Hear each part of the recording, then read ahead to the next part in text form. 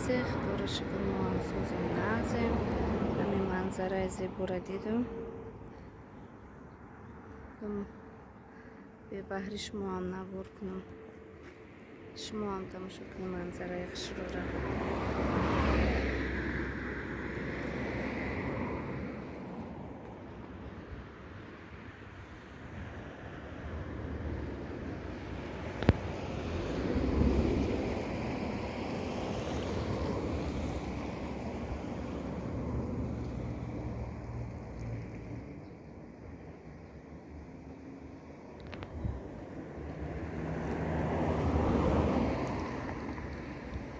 خواستم که زنهای تاجیکی خودمون به کار دعوت کنم. زنهای تاجیکی خودمون خونشین، کسانی که میخواهند رجیستراسیون میکنم، همه موزیکی هاشو میفهمونیم. اگر یکونچی هم در کار باشه زکس کنیم، دستفکش خطی برده در خونهاتون میرسونیم. منم خیلی دوستانی عزیز،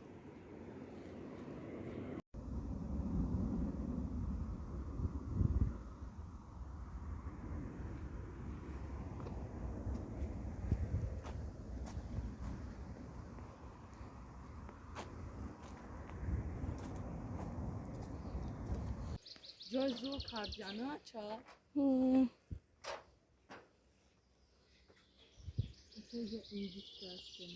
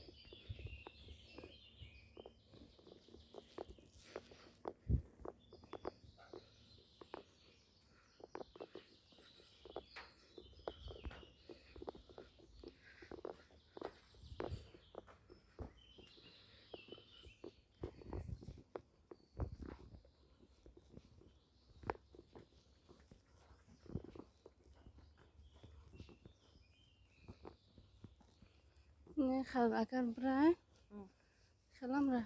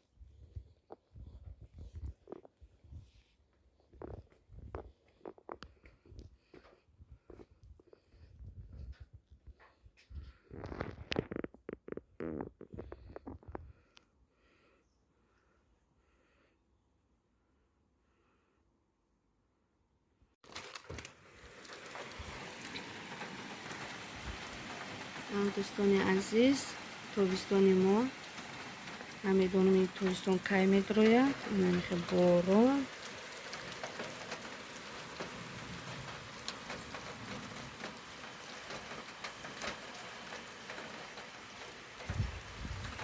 سرخوبت خیلی کم شد.